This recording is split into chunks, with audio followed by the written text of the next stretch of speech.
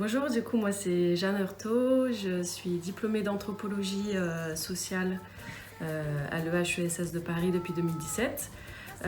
J'ai fait une recherche du coup de terrain ici à La Réunion sur les transmissions des mémoires de l'esclavage à travers les kabars commémoratifs et les kabars marrons.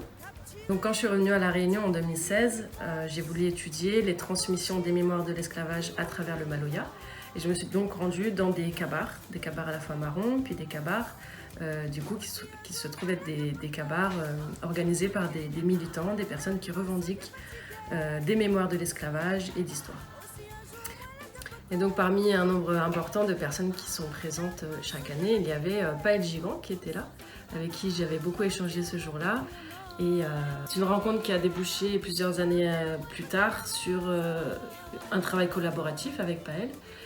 C'était d'apporter en Afrique de l'Ouest, au Sénégal plus précisément, une chanson qui fait partie d'un album qu'ils ont créé pour rendre hommage en fait, à certaines personnes importantes de l'histoire de l'esclavage de La Réunion, qui est donc à caractère patrimonial.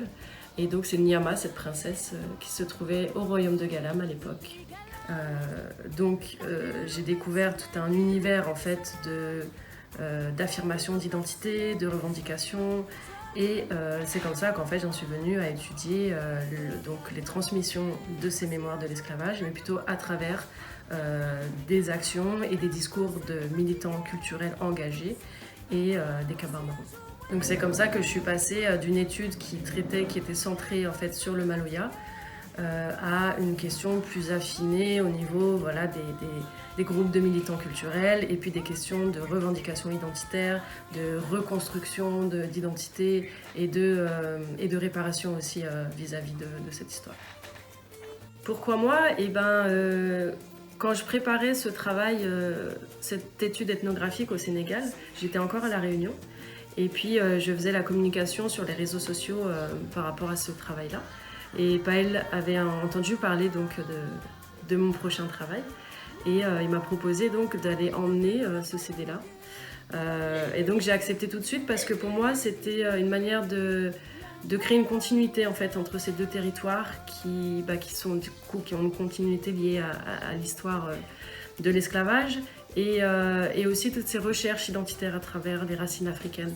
Et pour moi c'était aussi important de pouvoir emmener sur un nouveau terrain une petite part de La Réunion, puis une petite part du travail que j'ai déjà commencé depuis pas mal d'années. Et de pouvoir comme ça permettre à des personnes engagées autour de ces questions de patrimoine et de mémoire de pouvoir faire suivre un peu, voyager un peu comme ça leur travail et puis ces mémoires dont celle de cette princesse.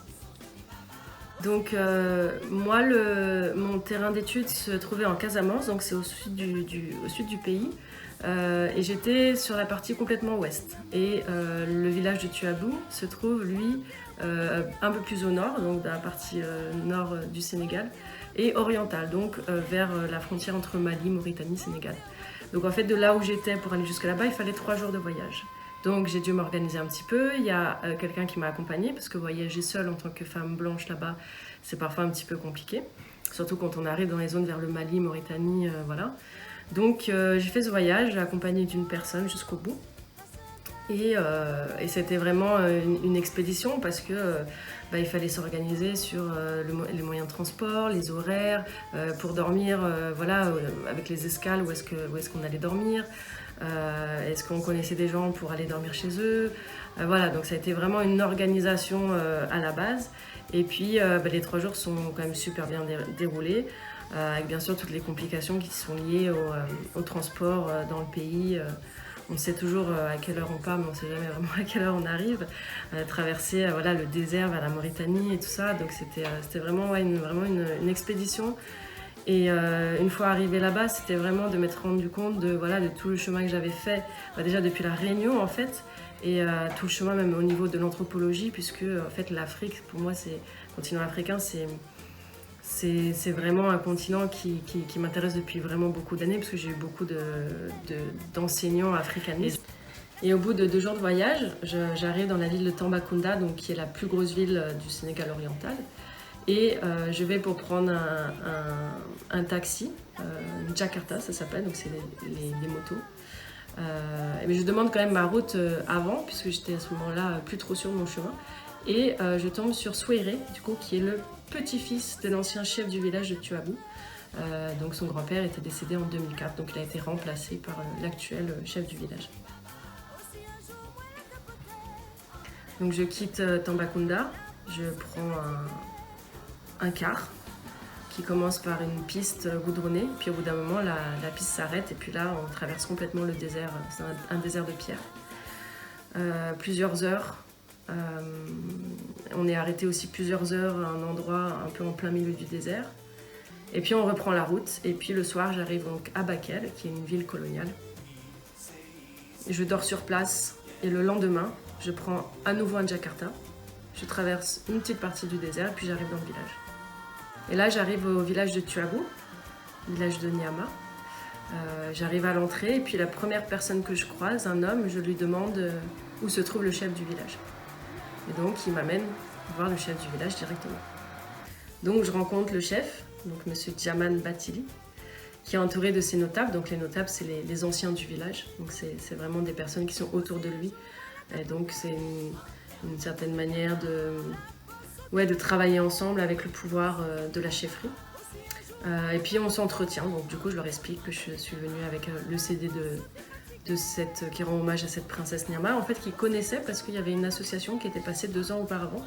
Donc cette histoire était connue pour ces personnes-là. Et parmi ces hommes âgés se trouve un plus jeune qui me dit qu'effectivement ils connaissent l'histoire de cette princesse, mais que là-bas ils ne l'appellent pas Nyama, mais Nyuma. Et donc, entre-temps, je pars chez un des notables. On va chez lui, donc dans une autre maison qui n'est pas très loin de celle du chef du village. Et puis, on passe un long moment, du coup, à échanger. Je lui fais écouter cette musique. Nyama, une musique de Sega Maloya, qui a été écrite par Jean-Bruno Essil, et qui est orchestrée par le groupe Apollonia, qu'il aime beaucoup, qu'il apprécie. Et musique, c'est très intéressant, le lien qui est fait là. Que maintenant ils ont cette connexion avec la Réunion et qu'ils peuvent rendre hommage à cette princesse et connaître un peu plus leur histoire. Suite à cette rencontre, des hommes ont pensé qu'il serait intéressant de créer un centre de formation pour pallier à une problématique assez forte là-bas qui est l'exode des jeunes. Il y a beaucoup de jeunes qui quittent les villages pour aller dans les villes. Ou bien jusqu'en Europe, ils tentent d'aller jusqu'en Europe. Et là, ce serait l'idée de créer un centre de formation, de menuiserie, d'un tas d'activités manuelles et qui porterait le nom de Nyama. Donc, qu'est-ce que ça m'a apporté ? Ça m'a vraiment apporté beaucoup de choses, autant sur le plan personnel et puis le plan anthropologique. Donc déjà, c'était de découvrir une vraiment haute partie du Sénégal, parce qu'il y a vraiment des différences entre le nord, le sud, l'est, l'ouest. C'est pas les mêmes populations qui habitent dans chaque partie. Donc c'était encore une nouvelle découverte pour moi dans ce pays. Et pour moi, c'était quelque chose qui était... Cette rencontre avec Paël et cette demande, en fait, pour moi, était quelque chose d'assez fort parce que Paël m'a fait confiance, en fait, sur cette mission. Et c'était pour moi vraiment cette idée d'amener un petit bout de la Réunion au Sénégal. Puisque je travaille sur ces recherches identitaires africaines, les racines africaines. Donc pour moi tout ça avait un sens en fait d'être passé d'abord par la Réunion, en ayant quitté la France, d'être passé par la Réunion, d'aller au Sénégal. Il y avait comme une sorte de continuité en fait géographique et historique et patrimoniale et mémorielle du coup. Donc c'était vraiment l'idée de pouvoir aussi être cette transmetteuse, cette sorte d'ambassadrice, si on peut dire, voilà, une passeuse de mémoire un peu, qui d'un territoire géographique assez éloigné, enfin 2 territoires éloignés les uns des autres, mais du coup avec cette continuité culturelle et mémorielle. Donc pour moi c'était vraiment une continuité dans mon travail et puis en fait une forme intéressante de voyage parce qu'il y avait un objectif en fait en allant là-bas, c'était pas du tourisme, c'était pas d'aller voir ce qui se passe, de passer quelques jours, c'était vraiment, alors ça n'a pas été beaucoup de jours mais ça a été vraiment un déplacement long et intense et puis vraiment j'ai été très très bien accueillie par les personnes là-bas et donc du coup c'est tout un ensemble qui fait que je suis assez fière d'avoir pu permettre ça pour La Réunion et puis voilà, pour toutes les personnes qui croient aussi en la culture. Aujourd'hui je garde toujours un lien avec le Sénégal parce que je projette d'y retourner pour continuer mes recherches sur les questions migratoires. Et là, focaliser un peu plus sur les questions de santé et immigration. Je garde aussi un lien avec La Réunion. Je continue à travailler sur ces questions de mémoire d'esclavage, la commémoration de la révolte de Saint-Leu. Merci de m'avoir écouté, puis je vous dis à bientôt.